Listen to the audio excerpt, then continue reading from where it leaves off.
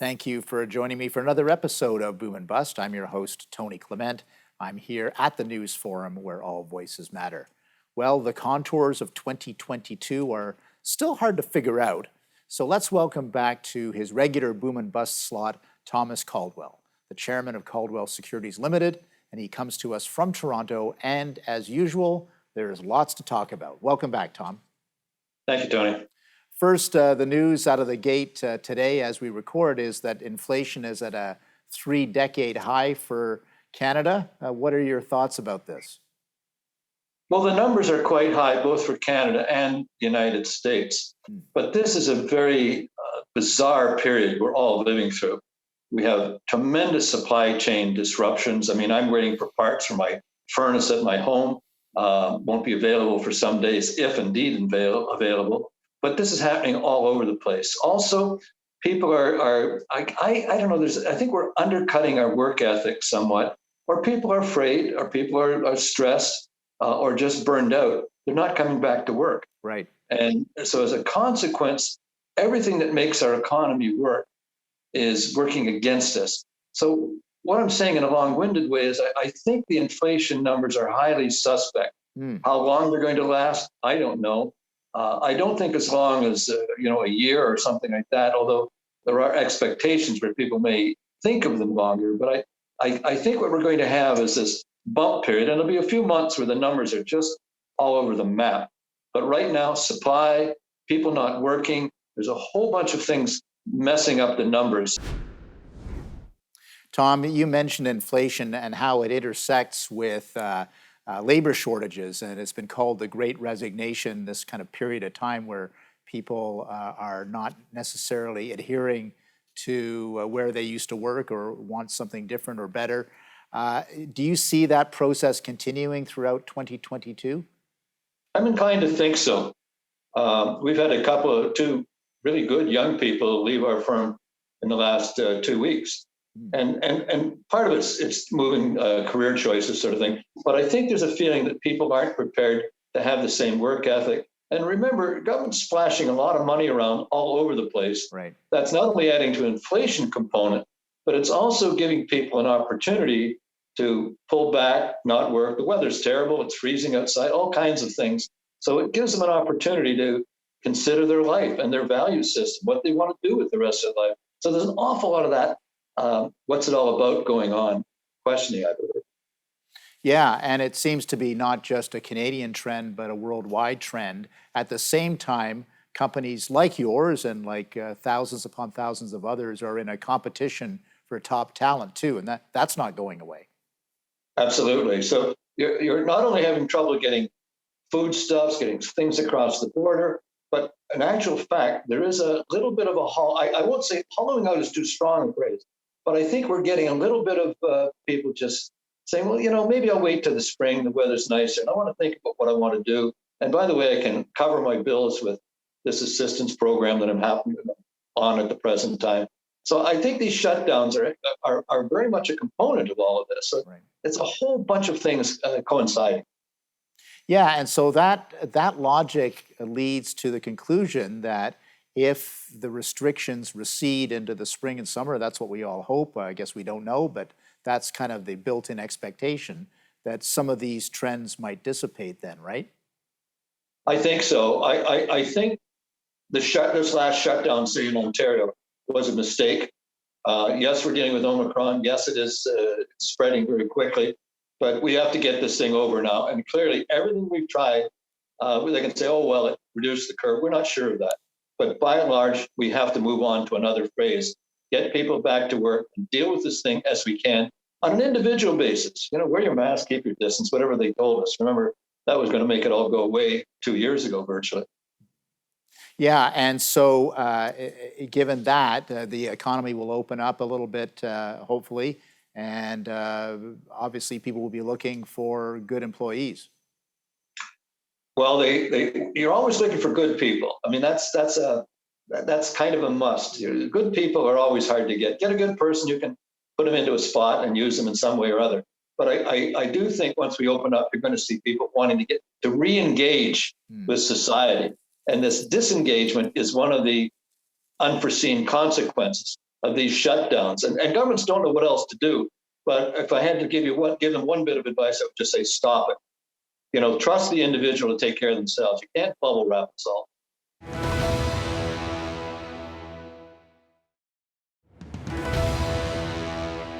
Tom, it looks like oil prices are on a rebound, a big rebound, and that obviously helps Alberta, not so much necessarily consumers given gas prices, but what's your take on the situation?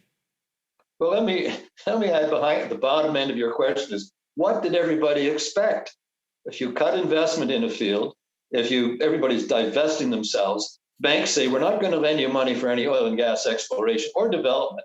Guess what, kids? If you've taken economics 101, when you cut supply, and even if demand stays the same, the price is going up. Right. But in actual fact, the demand is also going up.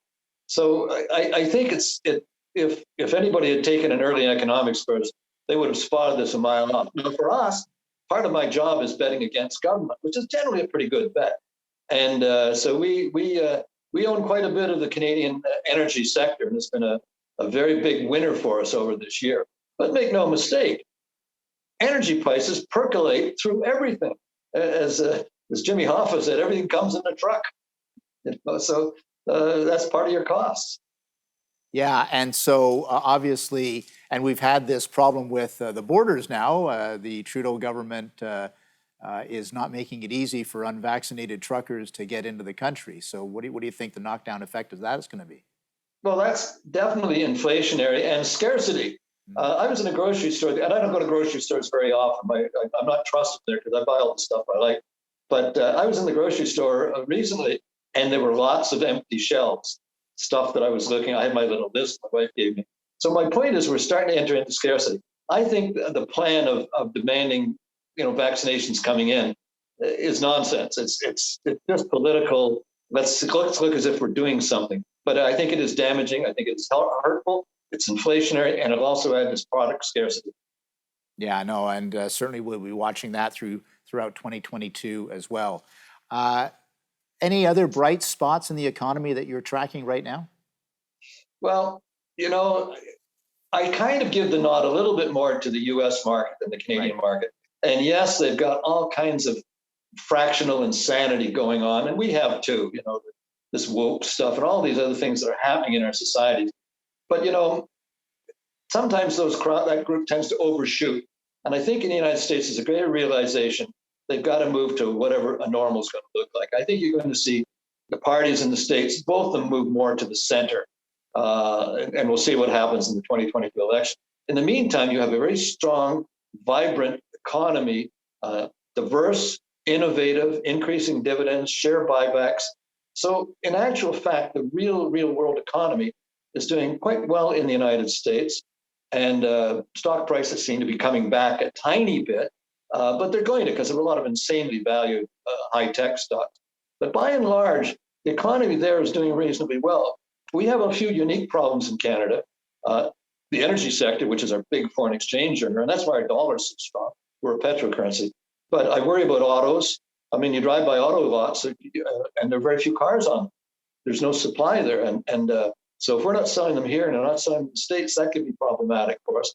So our economy is a little bit more fragile, not quite as diverse as the U.S. And I don't think our governments have really thought about that in terms of strategy for some time. Right. Yeah, and of course, we don't have a very diversified economy when it comes to our trading partners either, right? Well, absolutely not. I mean, first off, we have to recognize a few absolutes. Number one, America is not our pal.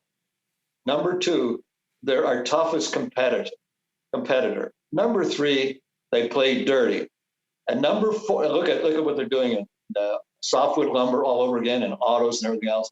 And number four, no amount of hugging is going to make any difference in that. Right. We have to start acting like adults. Yeah, and do you sense that the Canadian government is getting that message, though? We seem to be stuck in old style sort of politics, right? I think it's the old thing of just spend. Let's see if we can buy some votes, buy some special interest groups, even if it costs $40 billion. Let's see what we can do to buy votes. I haven't seen any constructive, big picture, strategic. How are we going to build the country? How are we going to create jobs? How are we going to foster innovation? There's no policies in place to nurture that. Yeah. Governments don't create wealth, but they can create the conditions for creating wealth, or they can do the opposite. And right now, you said it correctly. They're stuck in old-fashioned thinking, but I don't think there's any thinking. I think it's an isolationist government, even from its own MPs. We're going to continue our discussion after the break. Thomas Caldwell will rejoin us. Please stay with us. We'll be right back.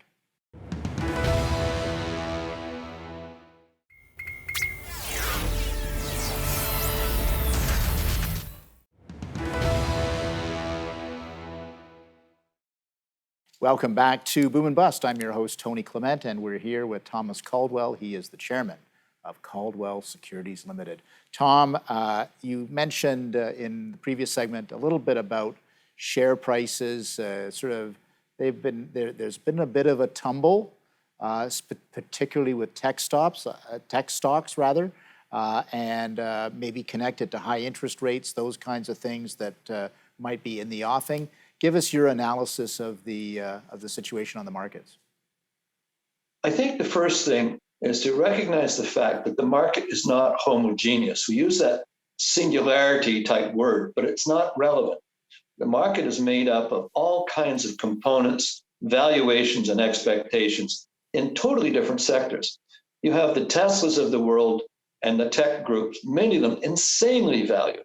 You have basic industries that are not they're reasonably valued. Financial sector, for example, we own a lot of the U.S. big banks. Very comfortable holding those positions because if interest rates go up, their spreads increase, et cetera. And also there's going to be a lot of merger acquisition this year and lots of financing as American industry tries to shorten its supply chain and bring more things onshore.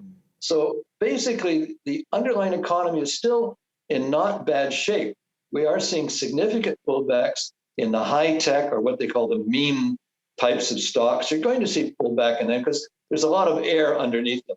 And by the way, if some of them really get chopped down badly, they're going to represent decent value. I mean, maybe an Airbnb, that type of thing. That's a real business, by the way. So I think the market, don't see it as a whole, as one thing. It's a whole bunch of stuff. Sometimes you got to sort through the ashes to find the values. Right. I don't disagree with that. Are there elements of the market, those sub-elements that you referred to, that you're concerned about right now in terms of their valuations? Virtually all the tech sector, they've come back a good distance, many of them 10, 20, 30%. They've had some good pullbacks. And I think they could pull back more. A lot of these types of things are invested in by people who've never really experienced down market moves. And I remember many, many years ago, a young man came, he's got a trading system. It's always won. And I said, well, what to do is come back to me when you've lost so much money, you can't go to work because you're going to be ill. It's so burdensome on you. When you've lost that, then you'll understand the nature of markets. But we have a whole generation that's never experienced that. Right. The bear does come back occasionally. Let's talk about the underlying viability of Canadian business again. We touched on it a little bit so far, but do you think that Canadian business generally, or specifically, you can name your sector, are resilient enough for 2022? Well, we always used to think of Canada as Greece, rocks, and trees kind of thing, a natural resource. We're going back to that. Which is a good foreign exchange earner. Things are doing well, the dollar's holding up, but it's not a big jobs getter. So our resource industries are going to do well, not only energy, but also metals of all varieties. The trees part, the forestry, the lumber industry always has problems with our number one customer in the United States. The manufacturing base is going to have challenges, particularly in the automobile sector, and the suppliers to the automobile sector. That could be a problematic area going forward for Canada this year. We are a narrowly based economy, but we're going back to where we were in 1910. We've had a wonderful opportunity to develop a more diverse economy, And we do have wonderful companies like Linamar. There's some wonderful Canadian companies. Mm. Don't get me wrong, but we haven't done enough of that sort of nurtured enough of that sort of thing. And that comes down to all kinds of things. It comes down to government policy, it comes down to regulation, it comes down to all kinds of things that can be onerous and dampening on those possibilities. Do you think that the Canadian government is doing enough to make sure that we are competitive? I'm trying to think of a nice way to say absolutely not. Okay. No, I don't think that you understand. It's like a disconnect. It's like I can't describe it on that. I'm sorry. I don't want to go on a harangue here, but I don't think we really understand the issues at hand and the strategy beyond. Let's spend some money and buy some votes. Oh, and don't worry about monetary policy. Don't worry about interest rate. Don't worry about the fact that we're running these monster deficits.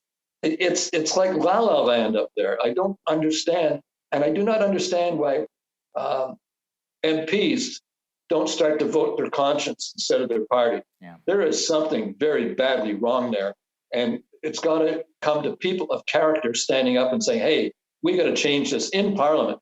Start acting like representatives of the people, not of your party.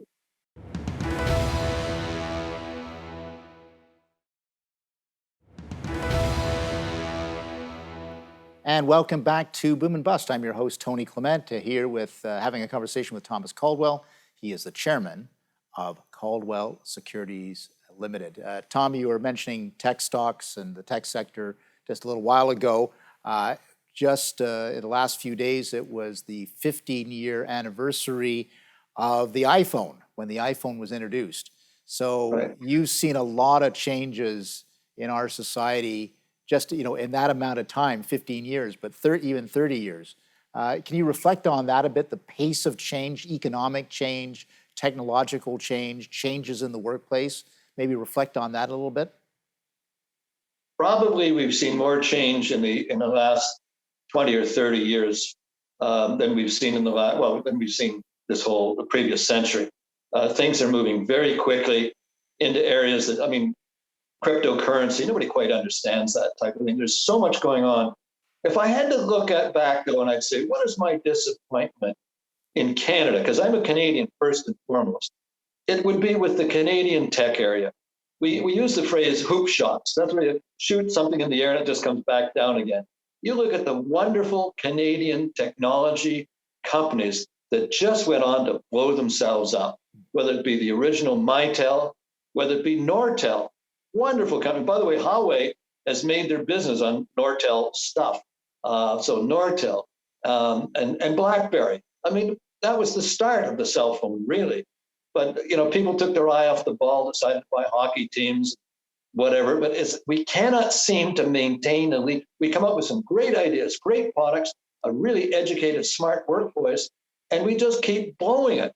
And those are in the last 30 years. Mitel, Nortel, and BlackBerry are the three that are just standouts. Now, there's a lot of smaller companies coming up, working hard, but they're moving to the States whenever they can, because that's where the big market is.